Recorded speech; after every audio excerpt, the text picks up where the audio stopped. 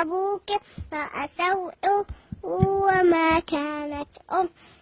أمك بغيا فأشارت إليه قالوا كيف نكلم من كان في المهد صبيا قال إني عبد الله آتاني الكتاب وجعلني نبيا وجعلني مباركا أينما كنت وأوصاني بالصلاة والزكاة ما دمت حيا وبرا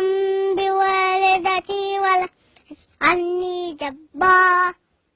شقيا والسلام علي يوم ولدت ويوم أموت ويوم أبعث حيا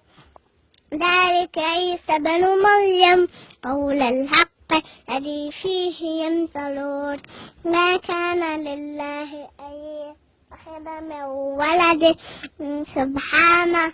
إذا قضى أمرا فإنما يقول له كن